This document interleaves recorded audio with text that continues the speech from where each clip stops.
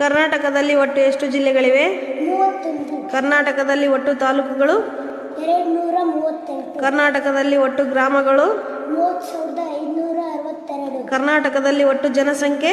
7 ಕೋಟಿ. ನಮ್ಮ ರಾಜ್ಯ ಯಾವುದು? ಕರ್ನಾಟಕ. ಕರ್ನಾಟಕದಲ್ಲಿ ಒಟ್ಟು ಜಿಲ್ಲಾ ಪಂಚಾಯಿತಿಗಳೆಷ್ಟು? 31. ಕರ್ನಾಟಕದಲ್ಲಿನ ಗ್ರಾಮ ಪಂಚಾಯಿತಿಗಳೆಷ್ಟು? 18. ಕರ್ನಾಟಕದಲ್ಲಿ ಒಟ್ಟು ಹೋಬಳಿಗಳೆಷ್ಟು? 870. Very good. ಈಗಿನ ಕರ್ನಾಟಕದ ಮುಖ್ಯಮಂತ್ರಿ ಯಾರು?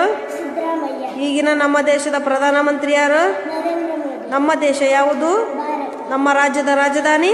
ಬೆಂಗಳೂರು. ನಮ್ಮ ದೇಶದ ರಾಜಧಾನಿ? ದೆಹಲಿ. ಅತಿ ಹೆಚ್ಚು ಮಳೆ ಬೀಳುವ ಪ್ರದೇಶ? ಆಗುಂಬೆ. ಕರ್ನಾಟಕದಲ್ಲಿ ಅತಿ ಹೆಚ್ಚು ಮಳೆಯಾಗುವ ಜಿಲ್ಲೆ?